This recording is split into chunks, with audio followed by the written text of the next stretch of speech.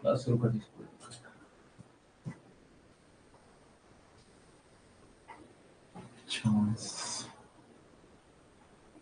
जुड़ गए बच्चे। वेट ही तो कर रहे थे ना।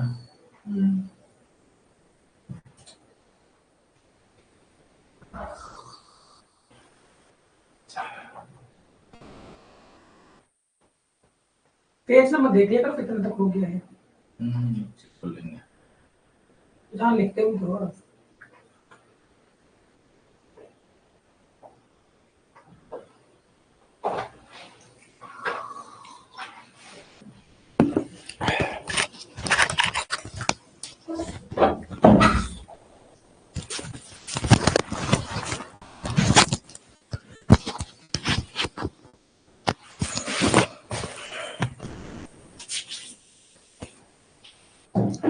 नमस्कार साथियों, गुड मॉर्निंग मेरे प्यारे बच्चों। TWM परिवार में आप सभी का मैं स्वागत करता हूं। मैं मानस, मेरे प्यारे बच्चे, मेरे साथी। मैं उम्मीद करता हूं कि आप लोग स्वस्थ हैं, अच्छे हैं, मस्त हैं। आज जाओ देख लेते हैं, हमारे साथ सुनीता हैं, अंकिता हैं, हमारे साथ जुड़ गई हैं, अक्की हैं, अंकिता हमारे साथ जुड़ गई हैं। इनके साथ इनके बहुत सारे प्यारे बच्चे साथी हैं जो जुड़ गए हैं। ठीक है, आज हम लोग क्लास को कंटिन्यू करते हैं। थोड़ा सा क्लास आपकी लेट है, आपकी क्लास 11 से ही चलेगी। आज थोड़ी सी लेट है, थोड़ा सा लगातार थोड़ी आज मेरी हेल्थ कम ठीक है। ठीक है, दृष्टि गुड मॉर्निंग डियर। तो कल हम लोगों ने अक्षांश और देशांतर कंप्लीट किया था। हम बात कर रहे थे वर्ल्ड ज्योग्राफी में हम बात कर रहे थे अर्थ की, पृथ्वी की बात कर रहे हैं। पृथ्वी में इससे पहले हमने इनर स्ट्रक्चर देखा था। इनर स्ट्रक्चर के बाद हमने भूकंप भी देख लिया है, और साथ ही अब हम बात कर रहे थे पृथ्वी के ऊपरी भाग के, जिसमें अक्षांश है, देशांतर है। दोनों को बहुत अच्छे से देखा था। लोगों को हमने समझा था कहां से क्वेश्चन आएंगे।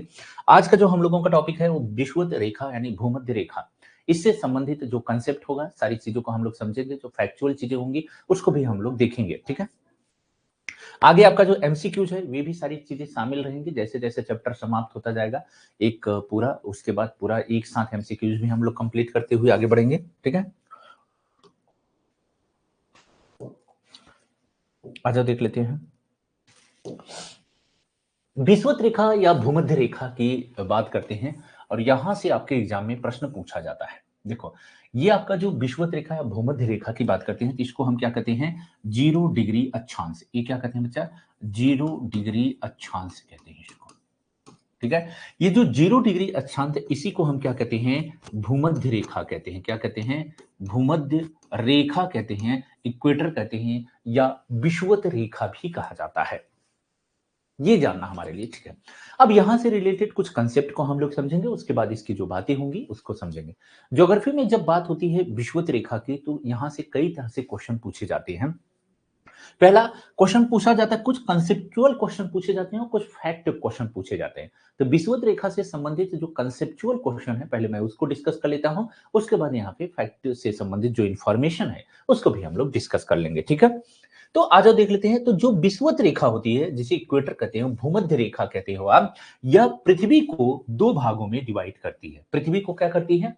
दो बराबर भागों में डिवाइड करती है। इसी का नाम है, इसे ऊपरी भाग को उत्तरी गोलार्ध और दक्षिणी भाग को दक्षिणी गोलार्ध के नाम से जानते हैं। या नॉर्थ पोल होता है या साउथ पोल होता है। इसे हम क्या कहते हैं? इसे हम उत्तरी गोलार्ध के नाम से जानते हैं, और इसे हम दक्षिणी गोलार्ध के नाम से जानते हैं। दक्षिणी गोलार्ध के नाम से जानते हैं। अब देखिए, यहां पे कुछ कंसेप्चुअल चीजें हैं, उसको भी मैं डिस्कस करूंगा।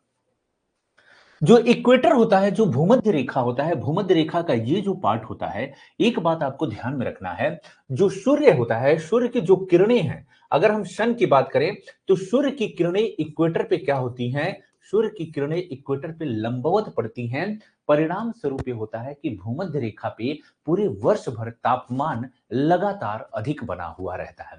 तो भूमध्य रेखा पे अगर हम टी का मान करें, अगर तापमान की बात करें, तो सबसे ज्यादा तापमान अगर पूरे पृथ्वी पे सबसे ज्यादा तापमान हमें कहां देखने के लिए मिलता है? तो इसी इक्वेटर यानी भूमध्य रेखा पे तापमान देखने के लिए मिलता है। और भूमध्य रेखा पे सूर्य की किरणें लंबवत पड़ने के कारण भूमध्य रेखा जो इक्वेटर होता है, एक ऐसा स्थान है, एक ऐसा प्लेस है, जहां पे सीधी सीधी बात हम आपसे बताएं, यहां पे दिन और रात बराबर 12-12 घंटे के होती हैं। तो यहां पे दिन और रात की बात किया जाए तो ये 12-12 घंटे की होती हैं। तो दिन और रात बराबर हमें कहां देखने के लिए मिलती हैं? तो इक्वेटर पे ही देखने के लिए मिलती है। तीसरी बात, जो भूमध्य रेखा होती है पृथ्वी की सबसे बड़ा वृत्त का निर्माण करती है। किसका? इक्वेटर जो होता है पृथ्वी के सबसे बड़े परिधि यानी सबसे बड़े वृत्त का निर्माण कौन करता है? इक्वेटर यानी भूमध्य रेखा 0 डिग्री अक्षांश पृथ्वी का सबसे बड़ा परिधि यानी वृत्त बनाती है। चौथी बात हमें याद ध्यान में रखना है कि जो इक्वेटर होता है यहां पे सूर्यातप ज्यादा होने के कारण यहां पर से हवाएं जो होती हैं ऊपर की तरफ उठती हैं। परिणाम स्वरूप यह होता है कि यहां पे लो प्रेशर हमेशा क्रिएट रहता है। यहां पे एलपी यानी निम्न दाब की ये पूरा का पूरा जोन क्या होता है? निम्न दाब का जोन होता है। यहाँ पे हवाएं ऊपर उठने के कारण यहाँ पे बहुत ज्यादा बारिश होती है, संघनन की प्रक्रिया होती है। हमेशा हर दिन प्रतिदिन 2 बजे के बाद 2 से 4 के बीच में प्रतिदिन यहाँ पे क्या होता है? वर्षा। अगर हम वर्षा की बात करें तो यहाँ पे प्रतिदिन वर्षा होता है। कैसे होता है? प्रतिदिन वर्षा यहाँ पे होती है। प्रतिदिन आपको यहाँ पे बारिश देखने के लिए मिल जाएगा। यहाँ पे अगर हम बात करें तो जल वाष्प की मात्रा भी यहाँ पे क्या होगी? अधिक होगी। यहाँ पे अगर आप जल वाष्प की मात्रा देखोगे, जल वाष्प की मात्रा देखोगे तो यहाँ पे जल वाष्प की मात्रा भी हमें क्या करती है? अधिक देखने के लिए मिलती है। अगर हम बायोडाइवर्सिटी की बात करते हैं, बायोडाइवर्सिटी भी आपको यहाँ पे अधिक देखने के लिए मिलेगी। तो जो इक्वेटर है, इक्वेटर की अपनी कुछ खास विशेषताएं हैं। इसका अपना एक अलग यूनिक जोन है क्योंकि ये जो है पृथ्वी को 2 बराबर भागों में बांटता है। 0 डिग्री अक्षांश से तमाम चीजें, जैसे जैसे कुछ और महत्वपूर्ण बातें सामने आएंगी हम उसको एक्सप्लेन करते हुए आगे बढ़ेंगे। ठीक है। अक्षांश समानांतर पूर्व पश्चिम दिशा में एक दूसरे के समानांतर खींचे जाते हैं। यानी अक्षांश हमेशा याद रखना, ये पूर्व से पश्चिम दिशा में खींचे जाते हैं। अक्षांश हमने पढ़ लिया है। उत्तरी ध्रुव तथा दक्षिणी ध्रुव के मध्य अर्थात दोनों ध्रुवों से समान दूरी पर खींची गई काल्पनिक रेखा को विषुवत वृत्त कहते हैं। इसे क्या कहते हैं? इक्वेटर सर्कल, इक्वेटर कहते हैं। भूमध्य रेखा वृत्त ग्लोब को 2 बराबर भागों में, हमने अभी देखा कि जो ये विषुवत रेखा होती है ये पूरे ग्लोब को 2 बराबर भागों में बांटती है। क्या बांटती है? 2 बराबर भागों में ये इसे बांटती है और सभी अक्षांश समानांतरों से बड़ा होता है। मैंने आपसे कहा कि जो ये इक्वेटर जो वृत्त बनाता है, जो परिधि बनाता है, सबसे बड़ी रेखा यही होती है परिधि की। ठीक है। दूसरी बात, जो पृथ्वी होती है, पृथ्वी अपने एक्सिस पे क्या करती है? पृथ्वी अपने एक्सिस पे घूर्णन के कारण, घूमने के कारण इक्वेटर पे जो पृथ्वी है वो क्या है? एक निश्चित उभार ली हुई है। तो इक्वेटर पे पृथ्वी एक निश्चित उभार ली हुई है। अगर पृथ्वी के केंद्र बिंदु से डिस्टेंस की बात करें, दूरी की बात करें, तो सबसे ज्यादा दूरी हमें कहां पे देखने के लिए मिलता है? भूमध्य रेखा पे ही देखने के लिए मिलता है। अगर हम भूमध्य रेखा की कुछ अन्य विशेषताओं पे और नजर डालें तो भूमध्य रेखा पे जो ग्रेविटी फोर्स होता है, जो गुरुत्वाकर्षण बल होता है भूमध्य रेखा पे, वह न्यूनतम भूमध्य रेखा पे होता है और अधिकतम आपका पोलर पे होता है। इतना ही नहीं, अगर हम कोरियालिस बल की बात करें तो कोरियालिस बल भी आपका इक्वेटर पे सबसे कम पाया जाता है, भूमध्य रेखा पे कम पाया जाता है। इक्वेटर जो भूमध्य रेखा होता है निम्न दाब क्षेत्र होने के कारण यहाँ पे इक्वेटर के आसपास एरिया में कभी भी कोई भी उष्णकटिबंधीय चक्रवात का निर्माण नहीं होता। इक्वेटर के इस वाले पूरे के पूरे क्षेत्र को डोल्ड्रम के नाम से भी जाना जाता है। यह पूरा का पूरा शांत क्षेत्र होता है। यहीं पे आपके आईटीसी जेट का निर्माण होता है। अगर इक्वेटर के अन्य विशेषताओं को भी अगर हम आपसे डिस्कस करें तो ये इक्वेटर वो क्षेत्र होता है जहां पे व्यापारिक पौने यानी ट्रेड विंड्स, चाहे हम उत्तर पूर्व व्यापारिक पौने और दक्षिण दक्षिण जो है पूर्व व्यापारिक पौनों का मिलन होता है। दोनों पौने आपस में यहाँ पे मिलती हैं। यहीं से आईटीसी जेट का निर्माण होता है। इंटर ट्रॉपिकल कन्वर्जन जोन का निर्माण होता है। ये बहुत सारी बातें हमने इक्वेटर के बारे में आपसे चर्चा की है। ठीक है। यहाँ पे उष्ण कटिबंधीय जलवायु पाई जाती है। उष्ण कटिबंधीय वर्षा वन वाला पूरा का पूरा क्षेत्र है। यहाँ पे बायोडाइवर्सिटी बहुत अधिक मात्रा में पाई जाती है। तमाम बातों पे हम लोगों ने चर्चा किया। ये इक्वेटर वो क्षेत्र होता है, ये जिस देशों से, ये ग्लोब पे इसके आसपास जितने देश हैं, इक्वेटर के आसपास ये जितने देश हैं सब पे उष्ण कटिबंधीय वर्षा वन यहाँ पाए जाएंगे। जितनी एरिया है पूरा उष्ण कटिबंधीय वर्षा वन से है और इस एरिया में आपको बायोडाइवर्सिटी भी ज्यादा देखने के लिए मिल जाती है। आ जाओ कुछ और बातों पे फिर चर्चा कर लेंगे। ये सारी बातें याद रखना, लिखाया नहीं हूं, सारी बातें याद रखना, यहीं से कंसेप्ट क्वेश्चन बन जाएगा आपके एग्जाम में। ठीक है। इक्वेटर से संबंधित जितने भी कंसेप्ट बातें थी मैंने आपसे डिस्कस कर दिया। दो बराबर भागों में बांटता है, ये सबसे बड़ा क्या होता है, वृत्त होता है।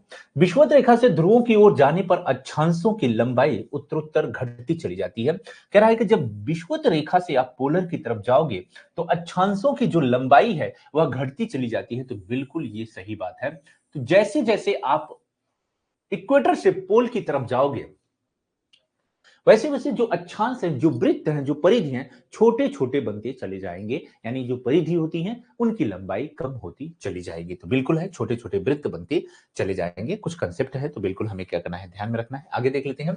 पृथ्वी की भूमध्य रेखा इक्वेटर की कुल लंबाई लगभग 40,090 किलोमीटर है। तो इक्वेटर की जो कुल लंबाई है, इक्वेटर की जो परिधि है वह कितना है, तो इक्वेटर की जो ये परिधि है, ये आपकी पृथ्वी है। पृथ्वी में ये अगर हम बात करते हैं तो इसकी जो परिधि है, इसकी जो परिधि है यह कुल कितना है, तो इसकी परिधि है आपका 40,090 किलोमीटर। इसकी क्या है, लंबाई है इक्वेटर की। 0 डिग्री अक्षांश है भूमध्य रेखा के। आ जाओ देख लेते हैं। कुल लंबाई का 78.7% भाग जली, जबकि 21.3% भाग स्थली है। तो कुल लंबाई का कितना है, 78.7% भाग जल से, 21.3% भाग स्थल से है। बहुत ही प्यारा सा क्वेश्चन है। इसका इसका ये मतलब है कि इसकी जो पूरी लंबाई है इक्वेटर की 40,090 किलोमीटर है, इसका 78% भाग जल और 21% भाग स्थल है। और आप जानते भी हो, तो यहां का 78% अगर हम भाग की बात करें तो 78% भाग में जल है और उसके बाद आपका 21% भाग में स्थल पाया जाता है। क्या पाया जाता है, स्थल पाया जाता है। तो ध्यान में रखना है। विषुवत रेखा भूमध्य रेखा पर वार्षिक तापांतर सबसे कम पाया जाता है। कह रहा है भूमध्य रेखा पे, अब यहां पे एक कंसेप्ट है, कह रहा है कि वार्षिक तापांतर सबसे कम हमें देखने के लिए मिलता है। ये क्या मामला है, अभी मैंने आपसे डिस्कस किया कि जो इक्वेटर है, जो भूमध्य रेखा होती है, भूमध्य रेखा पे सूर्यास्त, यहां पे सूर्य की किरणें लंबवत पड़ती हैं। यहां पे जो सन है आपका, यहां पे जो सन है, सन से आने वाली जो किरणें हैं, सूर्यातप की किरणें कैसी पड़ती हैं, लंबवत पड़ती हैं। लंबवत किरणें पड़ने के कारण क्या होता है, यहां पे तापमान, यहां पे टी यानी तापमान क्या होता है, तापमान अधिक होता है। तापमान क्या होता है, तापमान अधिक बना रहता है, पूरे वर्ष भर तापमान अधिक होता है। इसमें कह रहा है कि वार्षिक तापांतर कम होता है। वार्षिक तापांतर का अर्थ ही होता है कि दिन और रात के तापमान में अंतर। तो पूरे वर्ष भर दिन और रात के तापमान में अंतर सबसे कम कहां हमें देखने के लिए मिलेगा, इक्वेटर के पास मिलेगा। क्यों, क्योंकि यहां पे सूर्य की किरणें लंबवत होती हैं। 12 घंटे का दिन और 12 घंटे की रात होती है, लगभग बराबर होता है। और यहां पे जो दिन का तापमान अगर 30 डिग्री सेल्सियस है, अगर यहां दिन का तापमान, अगर दिन का तापमान अगर यहां टी का मान दिन में अगर 30 डिग्री सेल्सियस है, तो वहां पे रात का तापमान कितना होगा, रात का तापमान 25 डिग्री सेल्सियस होगा। दोनों में तापांतर देखेंगे तो 5 डिग्री सेल्सियस होगा।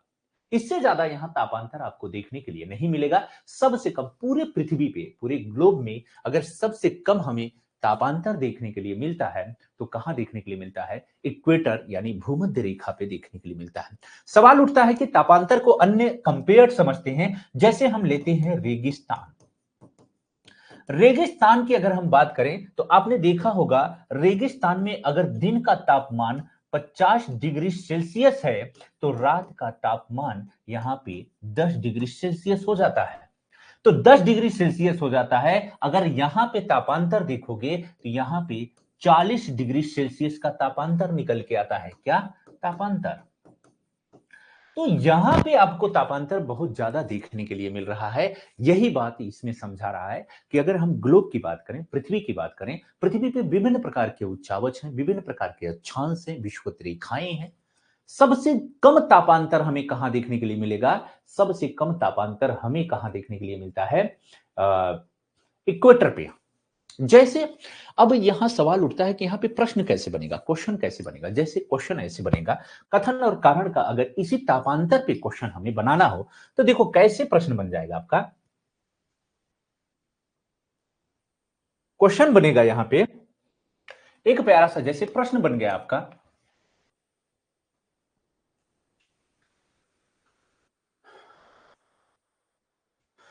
भूमध्य रेखा पे क्वेश्चन है, निम्नलिखित कथन और कारण पे आप विचार करें। नीचे दिए गए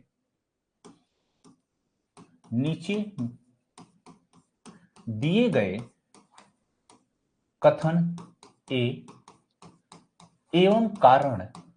एवं कारण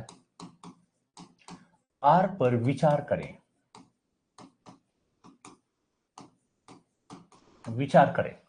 क्वेश्चन बन जाएगा यहां पे, आप लोग जवाब देना। कथन कह रहा है विषुवत रेखा पर तापांतर वर्ष भर, विषुवत रेखा पर तापांतर वर्ष भर विषुवत रेखा पर तापांतर वर्ष भर न्यूनतम बना रहता है।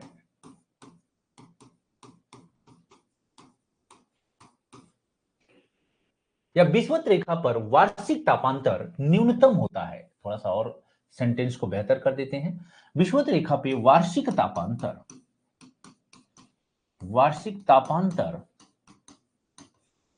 न्यूनतम होता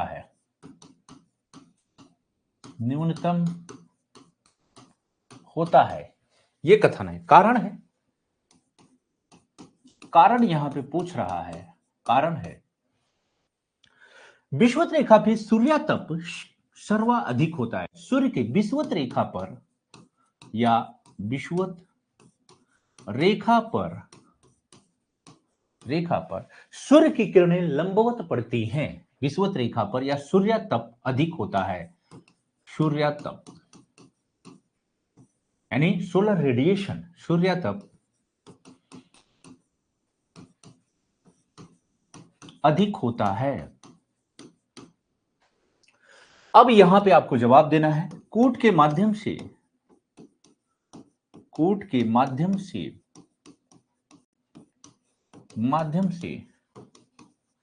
सही उत्तर का चयन करें। कूट के माध्यम से सही उत्तर का चयन करें। अब आपका जैसे मान लीजिए कि आपका पहला है, ए है, कथन एवं कारण दोनों सही है, यानी ए और आर दोनों सही है। आर ए का सही स्पष्टीकरण है।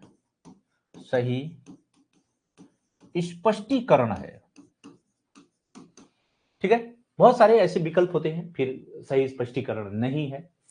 बी कह रहा है ए आर दोनों सही है, इसका सही स्पष्टीकरण नहीं है।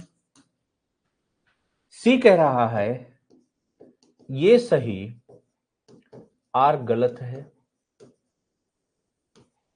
डी कह रहा है आर गलत और ए सही है। ये आपका प्रश्न है, क्या सही जवाब होगा? आईटीसी जेट के बारे में समझा दीजिए Reena Rai. ITC Z, inter tropical convergence zone, समझा देंगे बच्चा, आने दो ना। जब मैं वर्ल्ड ज्योग्राफी में क्लाइमेटोलॉजी पढ़ाऊंगा या इंडिया की जो क्लाइमेटोलॉजी पढ़ाऊंगा, जब जलवायु विज्ञान पढ़ाऊंगा, तब आईटीसी जेड होता है। अभी 1 मिनट में भी मैं आपको आईटीसी जेड समझा देता हूं। ठीक है बच्चा, बहुत ही शानदार। सभी बच्चों का आ रहा है। शालिनी, सुनीता, राहुल और अमृता दोनों सही है, सही व्याख्या कर रहा है। Very good. रमेश, आरती शर्मा, ये राइट है सर, बहुत ही शानदार, जबरदस्त। रीना, अभी समझाता हूं बच्चा, ठीक है।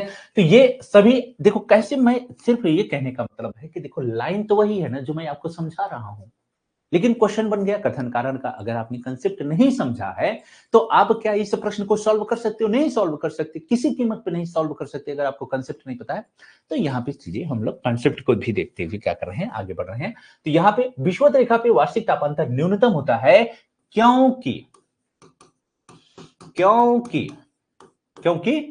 विषुवत रेखा पे सूर्य तप अधिक होता है, इसीलिए यहां तापांतर न्यूनतम होता है। ठीक है, तो बिल्कुल कथन और कारण दोनों सही है, व्याख्या भी क्या कर रहा है, बिल्कुल सही कर रहा है। अब इसी में इसीलिए लगा दो, विषुवत रेखा पे सूर्य तप अधिक होता है, इसीलिए विषुवत रेखा पे वार्षिक तापांतर न्यूनतम होता है। तो दोनों बातें सही हैं और व्याख्या भी क्या कर रहा है, सही कर रहा है। तो ये बातें यहां से हम लोगों ने समझ लिया ना, तापांतर वाला मामला।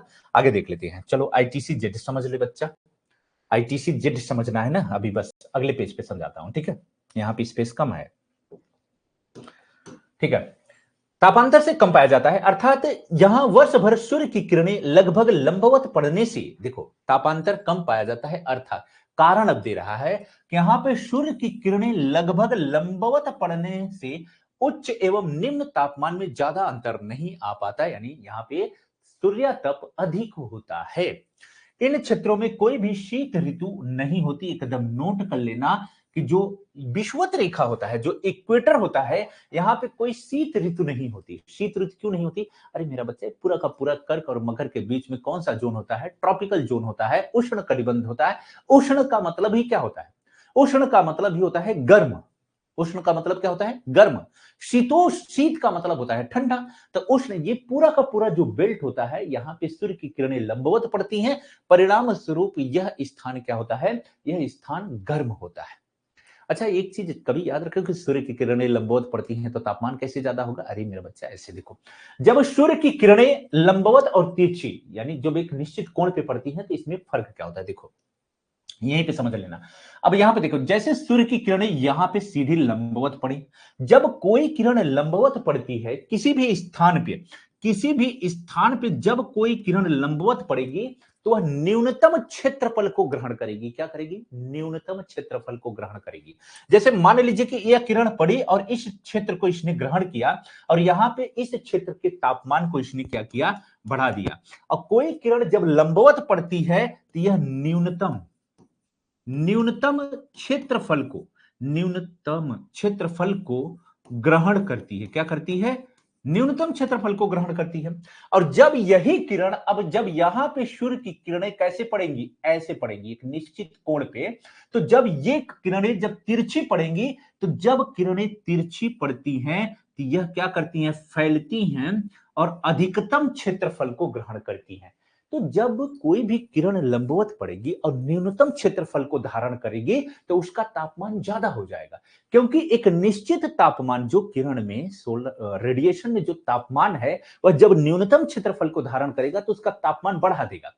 लेकिन जब किरणें लंबवत पड़ेंगी, तिरछी पड़ेंगी, तो फैल के ज्यादा क्षेत्रफल को ग्रहण कर लेती हैं।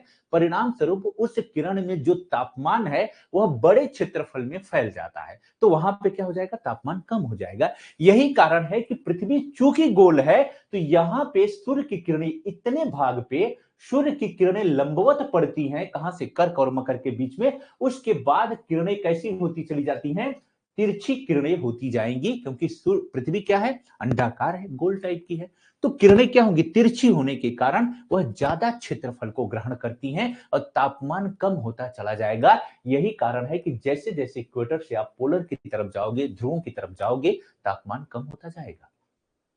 यानी यह पूरा का पूरा जो बेल्ट है, यह उष्ण कटिबंधीय क्षेत्र है, और जैसे जैसे आप ऊपर जाओगे, शीत कटिबंध देखने के लिए आपको मिल जाएगा। ठीक है, तो ये बातें यहां पे है, तो ध्यान में रखना है, कोई कंफ्यूजन नहीं। आगे बढ़ते हैं। भूमध्य रेखा पर स्थित देश, यहां से क्वेश्चन आपसे पूछा जाता है कि भूमध्य रेखा पे कौन कौन से देश स्थित हैं। कंसेप्ट को हम लोगों ने समझ लिया, इसमें तो बहुत थोड़ा दिया है, मैंने तो आपको बहुत विस्तार से बता दिया, हर एक चीज बता दिया। इक्वेटर को लेके ना, आर्द्रता को लेके बता दिया, जलवाष्प, वर्षा, वन, उसके बाद कोरियालिस बल, ग्रेविटी फोर्स, इक्वेटर से संबंधित जितनी आईटीसी जेड के बारे में बता दिया। यहां तक बता दिया आपको इक्वेटर के लेके कि जो है लो प्रेशर जोन भी ये होता है। डोल्ड्रम के बारे में चर्चा कर दिया, ये भी बता दिया कि इक्वेटर के इस वाले पार्ट पे उष्ण कटिबंधीय चक्रवात नहीं बनेंगे। तो कुछ छोड़ा ही मैंने, कुछ छोड़ा ही नहीं, सब कुछ मैंने आपको बता दिया। ठीक है, तो जितने सारे कंसेप्ट इक्वेटर से बनते थे एक ही बार में, पूरे के पूरे ज्योग्राफी में जो अलग अलग इक्वेटर को लेके कंसेप्ट थे, अलग अलग पूरी ज्योग्राफी में, चाहे वो क्लाइमेटोलॉजी हो, चाहे आपका पृथ्वी विज्ञान हो, चाहे आपका कोई भी हो, सारे को मैंने एक जगह आपको समझा दिया। ठीक है, आ जाओ, भूमध्य रेखा पर स्थित देश की बात कर लेते हैं, और ये आपकी भूमध्य रेखा पर स्थित देश है, यहां से क्वेश्चन पूछे जाते हैं। आ जाओ हम चर्चा कर लेते हैं। तो ये आपका दक्षिणी अमेरिका है, यहां पे आप देखोगे इक्वाडोर, ये आपका इक्वाडोर है, दक्षिणी अमेरिका की बात कर लेते हैं। फिर कोलंबिया, दक्षिण अमेरिका की बात कर लेते हैं। देखो यहां पे क्या है, यहां पे बच्चा आपका इक्वाडोर है, थोड़ा सा साफ नहीं दिख रहा होगा क्या, मैं हल्का सा कम कर देता हूं तो आपको थोड़ा दिखने लगेगा ना, और अच्छा फिर बढ़ा लूंगा। देखो यहां पे ये नंबर 1 है, ये आपका क्या है, यहां से इधर हम पूरब से पश्चिम से पूरब की तरफ बढ़ेंगे, तो यहां पे आप देखोगे इक्वाडोर है, ये क्या है बच्चा, इक्वाडोर है। दूसरे नंबर पे आपको कोलंबिया मिलेगा, तीसरे नंबर पे ये ब्राजील मिलेगा, ठीक है। तो इक्वाडोर है, कोलंबिया है, ब्राजील है, ये कहां के हैं, दक्षिणी अमेरिका के देश। तो इक्वाडोर, कोलंबिया, ब्राजील है। उसके बाद आपको यहां पे गैबन, उसके बाद आपको क्या देखने के लिए मिल जाएगा बच्चा, उसके बाद ये आपको मिलेगा ब्राजील। चौथे नंबर पे आपको गैबन देखने के लिए मिल जाएगा, यहां पे आपको गैबन देख रहे हो, ये पूरा का पूरा अटलांटिक महासागर वाला एरिया है, ये अफ्रीकी कंट्री है, अफ्रीका में पड़ता है गैबन, यहां पे आपको गैबन मिलेगा। फिर कांगो लोकतांत्रिक गणराज्य, जस्ट उसके आगे 5 नंबर पे कांगो लोकतांत्रिक गणराज्य देखने के लिए मिलेगा। फिर कांगो गणराज्य 6ठे नंबर पे इसके आगे मिलेगा। फिर युगांडा आपको देखने के लिए मिलेगा, फिर केन्या आपको देखने के लिए मिलेगा, फिर सोमालिया, यहाँ पे अफ्रीका के एकदम ये जो केप ऑफ होप है, यहाँ पे जो उठा हुआ है, यहाँ पे सोमालिया आपको 9 नंबर पे यहाँ पे देखने के लिए मिल जाएगा। उसके बाद मालदीव, जो हिंद महासागर में आप मालदीव देखोगे, ये भारत है, ये भारत है, ठीक है। तो आपको क्या देखने के लिए मिल जाए, मालदीव। फिर इंडोनेशिया, आपको दक्षिण पूर्व एशियाई देश इंडोनेशिया मिलेगा। और फिर किरिबाती आपको आगे मिलेगा, और अंत में साओ टोम और प्रिंसिप देखने के लिए मिल जाएंगे आपको, ठीक है। तो ये आप थोड़ा सा ध्यान में रखोगे, किरिबाती यहाँ पे है, ठीक है, इंडोनेशिया, किरिबाती, और ये आपका रहा है साओ टोम और प्रिंसिप, ठीक है। तो ये 13 नंबर के हैं, तो ये थोड़ा सा आपको ध्यान में रखना है, ये क्रम है आपका दिया हुआ है। एक बार फिर से हम लोग चलते हैं, कहां से चलते हैं, दक्षिण अमेरिका से चलते हैं। दक्षिण अमेरिका में यहाँ पे इक्वाडोर है, कोलंबिया है, ब्राजील है, यही क्रम है। क्रम भी अगर पूछेगा तो बता देना, पूरा पश्चिम से पूरब की तरफ। तो इक्वेटर है, कोलंबिया है, ब्राजील है, गैबन है, कांगो लोकतांत्रिक गणराज्य है, कांगो गणराज्य है, Uganda, Kenya, Somalia, Maldives, Indonesia, Kiribati और साओ टोम और प्रिंसिप। तो ये थोड़ा सा आप क्या करोगे, ध्यान में रखोगे, यहां से क्वेश्चन आपके एग्जाम में पूछा जाता है। स्थल एवं जल पर विषुवत रेखा कुल 13 देशों से होकर गुजरती है, तो कुल टोटल कितने, अभी हमने देखा टोटल 13 देशों को हमने देखा, कुल कितने, 13 देशों से होकर यह गुजरती है, 13 देशों से होकर गुजरती है। इन देशों में दोबारा लिखा हुआ है, आप पढ़ लेना, ब्राजील है, इक्वाडोर है, कोलंबिया है, साओ टोमो प्रिंसिप है, कांगो गणराज्य है, युगांडा है, सोमालिया है, गैबन है, कांगो लोकतांत्रिक गणराज्य है, केन्या, इंडोनेशिया, मालदीव और किरिबाती। ये टोटल 13 के 13 क्या है, देश हैं, 13 देश हैं, जो कहां पे पड़ते हैं बच्चा, इक्वेटर पे पड़ते हैं। भूमध्य रेखा, कर्क रेखा तथा मकर रेखा तीनों अफ्रीका महाद्वीप से होकर गुजरती है। दक्षिणी अमेरिका महाद्वीप से भूमध्य तथा मकर रेखा गुजरती है। आज देख लेते हैं। पहले मैं रीना बच्चा आपका मैं थोड़ा सा आईटीसी जिड बता देता हूं, और डिटेल में मैं आपको समझाऊंगा कब, जब मैं आपको क्लाइंटोलॉजी पढ़ाऊंगा, ठीक है। तो देखो ये आपका इक्वेटर होता है बच्चा, यहां ये आपका क्या होता है, कर्क होता है, ये मकर होता है, ये क्या होता है, कर्क रेखा होती है, और ये कौन सी रेखा है आपका, मकर रेखा है, ठीक है। अब आईटीसी जेड क्या, आईटीसी जेड किसे कहते हैं, तो देखो बच्चा, कर्क और मकर के बीच में एक ट्रेड विंड्स बहती, कौन से, व्यापारिक पौने बहती हैं, जिनकी दिशा इस तरह से होती है, किस तरह से, इस तरह से, ठीक है। ये व्यापारिक पौने हैं बच्चा, ये व्यापारिक पौने हैं। तो ये इसे जो उत्तर की तरफ है, उत्तर और पूर्व से आ रही, तो उत्तर पूर्व व्यापारिक पवन, और ये दक्षिण की तरफ है, पूर्व से आ रही, दक्षिण पूर्व व्यापारिक पवन कहते हैं। और मेरा बच्चा ये जहां ये आपस में जिस स्थान पे मिलती हैं, ये आपस में जिस स्थान पे ये पौने आपस में मिलती हैं, ठीक है, इसी को क्या कहते हैं, इस वाले जोन को, यही ये पौने आपस में क्या है, उत्तर पूर्व व्यापारिक पवन इधर से आती है और दक्षिण इधर से आती है, और ये दोनों जहां पे एक सबडक्ट करती हैं, एक दूसरे को गले लगाती हैं, एक दूसरे से मिलती हैं, इसी जोन को क्या कहती हैं, आईटीसी जेड कहा जाता है। क्या कहा जाता है बच्चा, इसी जोन को आईटीसी जेड कहा जाता है, इंटर ट्रॉपिकल कन्वर्जन जोन, यानी अंतर अंतर ट्रॉपिकल उष्ण कटिबंधी अंतर उष्ण कटिबंधी convergence zone, inter tropical convergence zone कुछ कहते हैं इसको, क्षेत्र है, हिंदी में मुझे ध्यान से उतर गया, इंटर ट्रॉपिकल कन्वर्जन जोन कहते हैं, ITCZ कहते हैं। ठीक है, ठीक है। तो ये बातें यहां आप ध्यान में रखना। ठीक है, आ जाओ आगे देख लेते हैं। इसमें कह रहा है कि भूमध्य रेखा, कर्क रेखा और मकर तीनों अफ्रीका महाद्वीप से गुजरती हैं। तो मेरा बच्चा आप बिल्कुल एक बात याद रखना, ये आपका क्या है, पृथ्वी है, और ये आपका क्या है, इक्वेटर है। और आप देखते हो इक्वेटर में अगर यहां पे देखोगे तो अफ्रीका महाद्वीप आपको देखने के लिए मिल जाता है। ठीक है, अफ्रीका महाद्वीप। तो यहां से आप देखोगे तो कर्क रेखा, मकर रेखा, तीनों, ये आपका कर्क है, कर्क है, ये आपका मकर है, और ये आपका विषुवत रेखा है। तीनों रेखाएं किस महाद्वीप से गुजरती हैं? तो इसका नाम है अफ्रीका महाद्वीप। अफ्रीका महाद्वीप से तीनों रेखाएं गुजरती हैं। और जब हम दक्षिणी अमेरिका की बात करते हैं तो दक्षिणी अमेरिका यहां से आपका शुरू होता है बच्चा।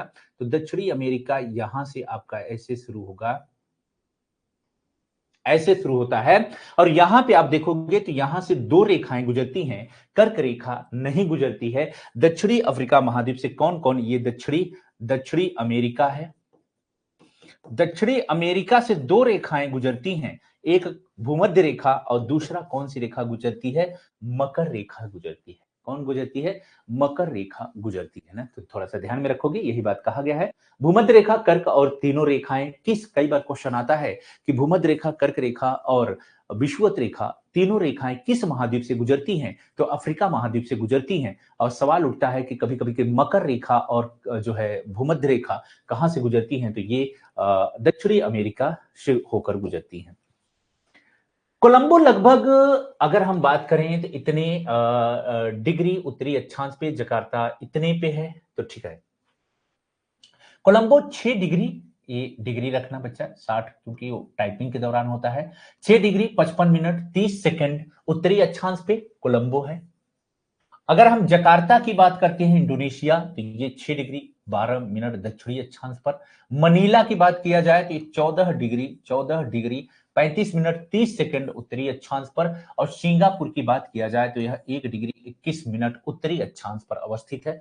एक बार यूपीएससी में पूछा गया है प्रश्न है, आईएएस में पूछा गया प्रश्न था कि ये पूछा गया कि ये आपको लगाना है कि कौन जो है किस भूमध्य रेखा के ज्यादा करीब है, कितने कितने डिग्री पे किसकी क्या अवस्थिति है। तो आपको थोड़ा सा ध्यान में रखना है। तो ये सबसे, सिंगापुर सबसे ज्यादा करीब है। सिंगापुर क्यों? सिंगापुर सबसे ज्यादा करीब आपको देखने के लिए मिल जाएगा। तो कोलंबो है 6 डिग्री 55 मिनट 30 सेकंड पे है। जकार्ता की बात करते हैं तो 6 डिग्री 12 मिनट दक्षिणी अक्षांश पे है। उसके बाद मनीला की अगर हम बात करते हैं तो यह 14 डिग्री 35 मिनट 30 सेकंड उत्तरी अक्षांश, और सिंगापुर 1 डिग्री 21 मिनट उत्तरी अक्षांश पर स्थित है। अब जाओ, अब हम लोगों ने किसके बारे में चर्चा कर लिया? विषुवत रेखा, भूमध्य रेखा। अब हम बात करेंगे कर्क रेखा के बारे में, चर्चा करेंगे किस रेखा के बारे में? कर्क रेखा के बारे में देखेंगे और क्या कंसेप्ट है, कोई खास बातें मिल जाएंगी तो उस पर हम लोग क्या करेंगे, चर्चा कर लेंगे। एक बार कमेंट करके बताना, इसमें नहीं दिया है, कमेंट करके बताना कि कौन सी नदी भूमध्य रेखा को 2 बार काटती है।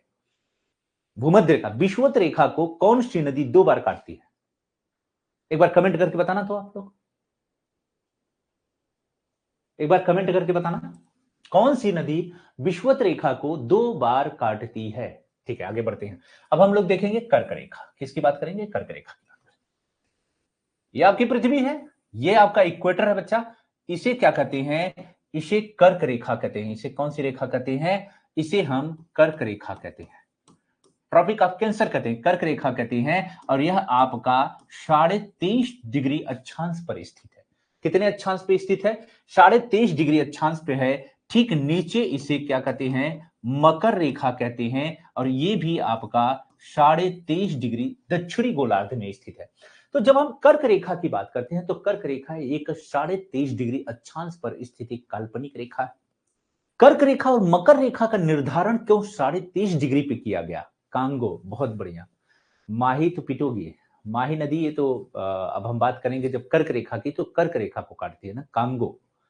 ठीक है, तो यहां पे हम बात कर रहे हैं कि कर्क और मकर रेखा निर्धारण कैसे हुआ कि ये कर्क रेखा 23.5 डिग्री पे होगा, मकर रेखा। एक्चुअल में मेरा बच्चा होता क्या है, हमने अभी आपसे कहा कि जो अपना सूर्य है, सूर्य की किरणें लंबवत पड़ती हैं कहां पे? यहां पे। तो यानी आपने पढ़ा होगा उत्तरायण और दक्षिणायन।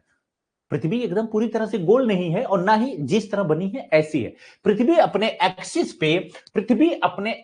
पे मेरा बच्चा, पृथ्वी अपने एक्सिस पे 23.5 डिग्री झुकी हुई है। कितना? 23.5 डिग्री झुकाव ली हुई है। जब हम पृथ्वी की बात करते हैं तो ये कर्क रेखा और मकर रेखा, जो सूर्य है, सूर्य की जो स्थिति है पृथ्वी के झुकाव के कारण 23.5 डिग्री, वो इक्वेटर से 23.5 डिग्री नॉर्थ और 23.5 डिग्री साउथ के बीच में ही सूर्य की स्थिति बनी होती है। इससे न तो सूर्य आगे जाता है और न इससे नीचे जाता है। तो सूर्य की स्थिति को ध्यान में रखते हुए जो भूगोलवक्ता है, जो विद्वान वैज्ञानिक थे, उन्होंने इसे कर्क और मकर रेखा में निर्धारित किया, क्योंकि सूर्य इससे आगे न तो नॉर्थ की तरफ, इससे आगे उसकी स्थिति नहीं होगी और इससे पीछे नहीं होगी। तो सूर्य की स्थिति, सूर्य क्या करता है? सूर्य कर्क और मकर के बीच में ही क्या करता है? गति करता है, मूवमेंट करता है। सूर्य की स्थिति बनी होती है। जब आपके देश में, जब भारत में आप कहते हो कि गर्मी का मौसम है, इसका मतलब है जब हम बात करते हैं जून के महीने की, मई और जून के महीने की, तो पृथ्वी का सूर्य क्या होगा? उत्तरायण होता है, यानी वह कर्क रेखा की तरफ आगे बढ़ता है। यहां पे यहां पे दिन क्या होगा? बड़ा होगा, रातें छोटी होंगी और सूर्य की किरणें लंबवत पड़ती हैं। अब वर्तमान में अगर बात किया जाए, इस समय दिसंबर का महीना चल रहा है, जनवरी का महीना शुरू हो गया है, आपको ठंड लग रही है, ठंड है। ठंड का मतलब हो रहा है कि अब सूर्य की जो पोजीशन है, सूर्य उत्तरायण से अब किधर की तरफ मूव कर चुका है? दक्षिण गोलार्ध की तरफ जा चुका है, दक्षिण। अब भारत में जब ठंड है तो दक्षिण के जितने भी देश हैं जो मकर रेखा पे पड़ेंगे, जैसे हमने अभी दक्षिणी अमेरिका की बात की, हमने बात किया अफ्रीका के कुछ कंट्री, हम बात कर सकते हैं ऑस्ट्रेलिया, न्यूजीलैंड की बात कर सकते हैं। वहां पे क्या होगा? गर्मी होगा, वहां भीषण गर्मी पड़ रही होगी। आपके यहां ठंड है, लेकिन ऑस्ट्रेलिया में क्या होगा? गर्मी का मौसम है, क्योंकि अब सूर्य दक्षिणी दिशा की तरफ बढ़ चुका है, दक्षिणी गोलार्ध की तरफ बढ़ चुका है और यहां पे सूर्य की किरणें अब क्या होंगी? लंबवत होंगी और यहां पे दिन क्या होगा? बड़ा होगा और रातें क्या होंगी? छोटी होंगी। तो सूर्य के पोजीशन के हिसाब से, उसकी गति के हिसाब से इसे कर्क और मकर के में डिवाइड किया गया है।